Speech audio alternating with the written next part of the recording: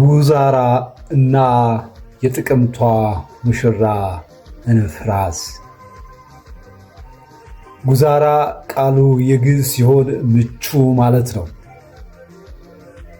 ጉዛራ ከባህር ጠለል በላይ 2001 ጫማ ያለው ሜዳማና ለወታደራዊ ስልቶች ብቻ ሳይሆን ወደ ጎረቤት ሀገራት መዳረሻ በር የነበረባት አካባቢ ነች።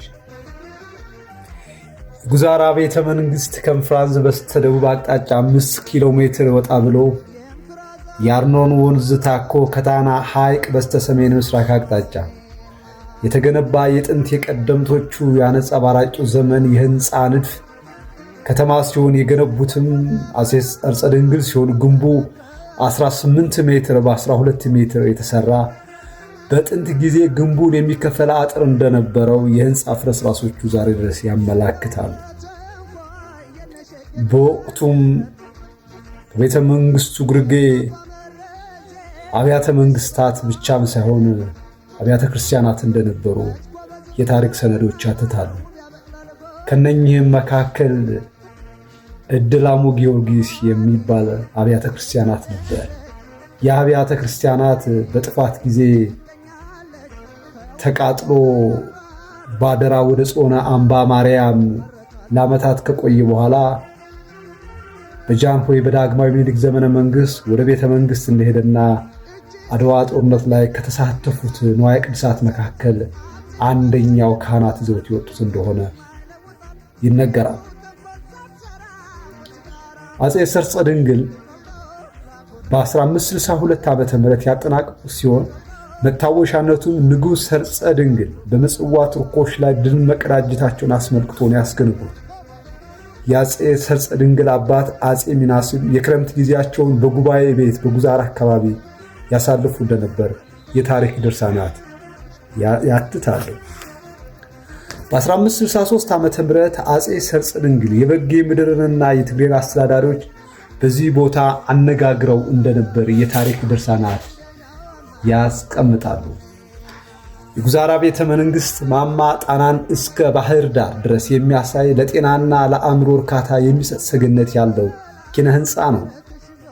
አፄ ሰርፀ ድንግል በጉዛራ ቤተ መንግስት ከ1555 እስከ 1589 ዓመተ ምህረት ለ34 ዓመታት ድረስ ነግሰዋል። ይህ ቤተ መንግስት ከመሰራቱ በፊት ፋሲለደስም አልነገሰም፣ ቤተ መንግስትም አልገነባም፣ ጎመንጌ ቤተ መንግስትም አልተሰራም የነበረው። ከአፄ ሰርፀ ድንግል በኋላ ልጃቸው አፄ ያዕቆብ ለ7 ዓመታት የወንድማቸው ልጅ ዘድንግል ለ1 ዓመት ተኩል እንዲሁም አፄ ሲሲኒዮስ ለ3 ዓመታት ነግሰውበት እንደነበር ይታወቃል። በኋላም አፄ ፋሲለደስ በንግስና ዘመን መጀመሪያ አካባቢ ቤተ መንግስታቸውን ሲያሳንጹ ጉዛራን ጊዜያዊ ማረፊያ አድርገው እንደተጠቀሙበትና የህንፃ አርኪቴክቸራል ንድፉን የጉዛራ ቤተ መንግስት ጫና ወይንም እይታ ለህንፃ ንድፋቸው መሰረት እንደሆነ ይታወሳል። ለምን ሲባል የሁለቱም ቤተ መንግስት ንድፋቸው አሰራራቸውምና ወጥ ቅርጻቸው ተመሳሳይነት ስላለው። እንደሚታወቀው ይህ ከባቢ ለ70 ዓመታት ያክል በ3 ነገስታት ማለትም በአፄ ያዕቆብ፣ በቆጋ እና በዘድንግል በዚህ አካባቢ ለዚህን ያክል ዓመታት ነግሰውበት እንደነበር ይታወቃል።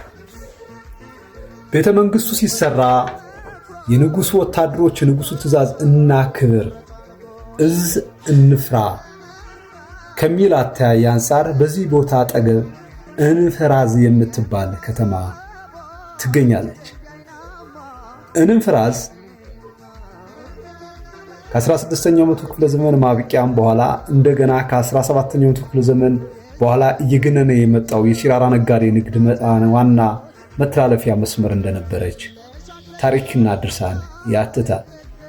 ከዛም በኋላ በደጃች ካሳ በአፄ ቴዎድሮስ የልጅ ልጅ በመሻ ካሳ ልጅ በደጃች ካሳ አማካኝነት ከባቢዋ የሱም ርስትም ስለነበረች ሞቅ ደመቅ ያለች ከተማና ከሌላው ከባቢ ካሉት ትልቅ ከተሞች ተለይታ ማትታይ መናገሻ ከተማ ነበረች። እንፍራንዝ የልብ የሆነች ከተማ።